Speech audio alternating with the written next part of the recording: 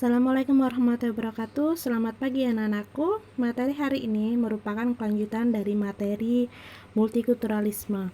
Nah, sekarang kita akan berbicara bagaimana proses kontak budaya dalam masyarakat multikultur. Jadi proses kontak budaya dalam masyarakat multikultur itu ada 3. 1. Asimilasi, 2. Akulturasi, dan 3 adalah difusi. Nah, asimilasi adalah proses sosial yang timbul apabila adanya golongan-golongan manusia dengan latar kebudayaan yang berbeda yang saling bergaul secara intensif dengan waktu yang sangat lama sehingga kebudayaan tersebut berubah sifatnya dan wujudnya menjadi khas budaya campuran.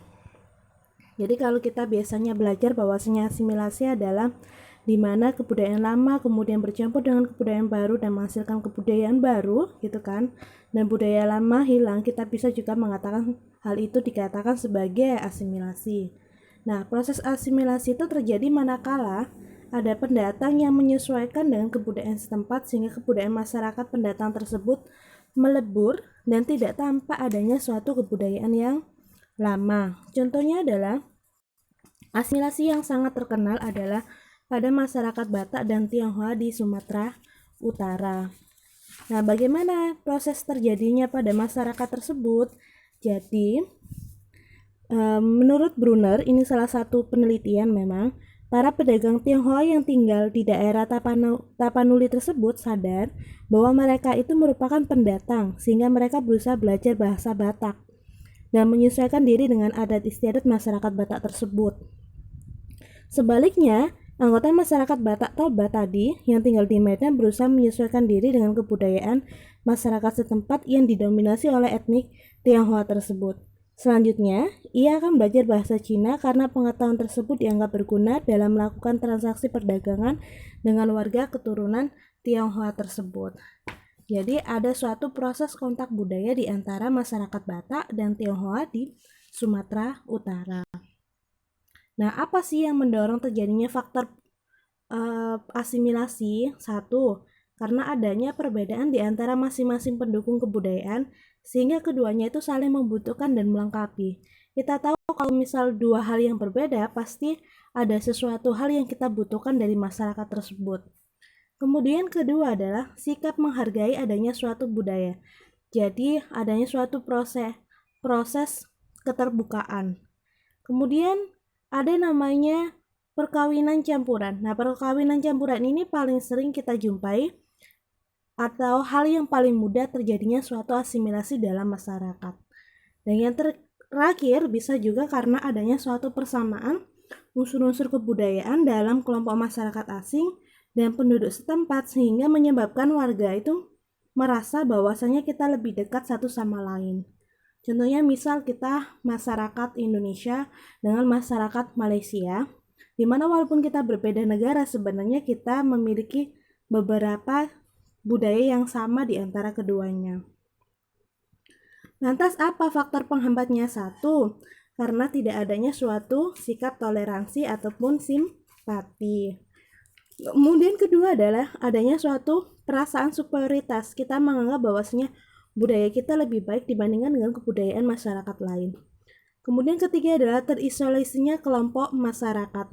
Jadi ketika masyarakat terisolasi atau biasanya terjadi pada beberapa masyarakat di wilayah kecil, kemudian kontak budaya dengan masyarakat luar sehingga sedikit atau bahkan tidak terjadi, maka kontak terjadinya asimilasi tersebut sulit untuk terjadi.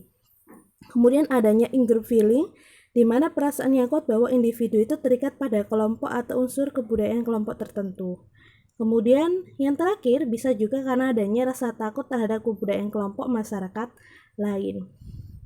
Nah, selanjutnya adalah akulturasi. Nah, sebelumnya kita sudah belajar bahwasanya terjadinya akulturasi di Indonesia itu satu karena adanya suatu kontak budaya asing.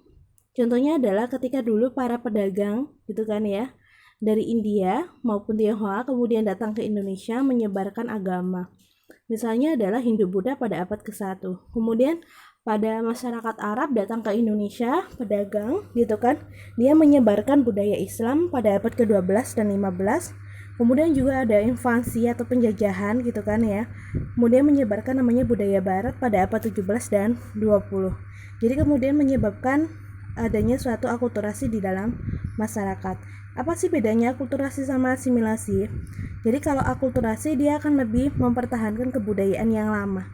Jadi dia hanya akan bercampur. Nah, bentuk kontak kebudayaan yang menimbulkan proses akulturasi itu ada 4 macam. 1. Kontak kebudayaan yang terjadi pada seluruh, sebagian, atau antar individu di dalam masyarakat. Jadi bisa terjadi pada seluruh masyarakat atau hanya terjadi pada beberapa masyarakat saja. Kemudian kedua adalah kontak kebudayaan dapat terjadi antara masyarakat yang memiliki jumlah yang sama atau bahkan berbeda. Jadi misal katakanlah jumlah masyarakat yang dipengaruhi itu sama dengan orang yang mempengaruhi, atau bahkan yang dipengaruhi itu lebih besar gitu kan dibandingkan dengan yang mempengaruhi. Nah, kontak kebudayaan dapat terjadi antara kebudayaan yang maju dengan kebudayaan yang tradisional. Jadi tidak menutup kemungkinan bahwasanya masyarakat yang tradisional pun bisa juga mengalami akulturasi, tergantung bagaimana para pengaruh ya tadi yang memberikan pengaruh tersebut memberikan istilahnya pengaruh kepada masyarakat tradisional. Jadi tergantung dari kekuatan pengaruh dari kebudayaan asing tersebut yang masuk. Kemudian yang terakhir adalah kontak kebudayaan dapat terjadi antara masyarakat yang menguasai dan dikuasai. Kemudian ada namanya beberapa unsur-unsur akulturasi. Nah, ini yang harus kalian pahami karena seringkali keluar ketika ujian. Pertama adalah substitusi. Nah, substitusi katanya substitut berarti adalah pergantian. Pergantian apa? Pergantian unsur kebudayaan lama diganti dengan unsur kebudayaan baru. Misalnya di sini adalah pada zaman dulu ketika ada informasi, orang akan menginformasikan lewat kentongan. Nah, sekarang kentongan sudah tidak digunakan, tapi diganti dengan adanya suatu kehadiran ponsel. Kemudian ada sinkretisme, adalah suatu pencampuran unsur kebudayaan yang lama dengan unsur kebudayaan yang baru sehingga membentuk sistem budaya yang baru. Nah, misalnya ajaran Hindu-Buddha kemudian bercampur dengan Islam menjadi suatu Islam kejawen, terutama di daerah Jawa Tengah yang masih banyak. Kemudian adalah adisi. Adisi adalah perpaduan unsur kebudayaan yang lama dengan unsur kebudayaan yang baru sehingga memberikan nilai tambah. Jadi adisi itu adalah nilai tambah, addition. Gitu ya. Nilai tambah apa bagi masyarakat? Misalnya adalah perpaduan antara Cikar, Dokar, dan Bemo menjadi Cidomo yang sangat terkenal di wilayah Lombok. Atau kalau di wilayah kita Pasuruan ada yang namanya bentor, itu kan becak dan motor.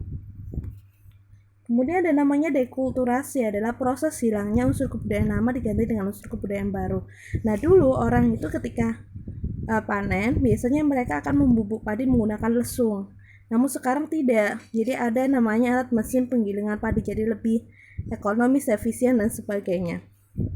Kemudian ada namanya originasi. Nah, originasi adalah masuknya kebudayaan yang baru jadi baru gitu kan, baru masuk ke wilayah tersebut sehingga menimbulkan suatu perubahan di dalam masyarakat. Misalnya adalah ketika listrik itu baru pertama kali masuk ke dalam desa. Rejeksi adalah proses penolakan. Jadi kenapa penolakan? Karena masyarakat sebenarnya belum siap.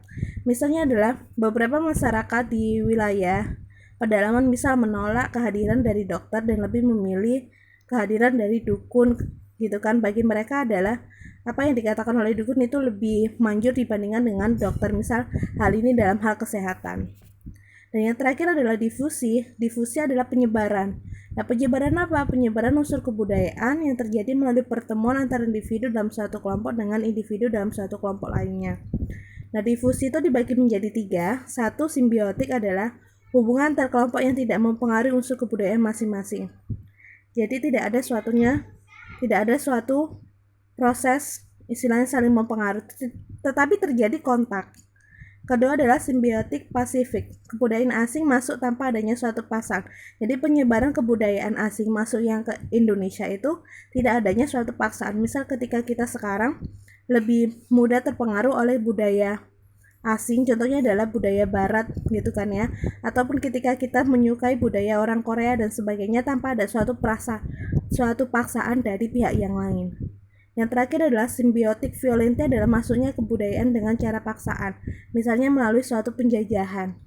Oke, itu aja dari saya, kurang lebihnya mohon maaf.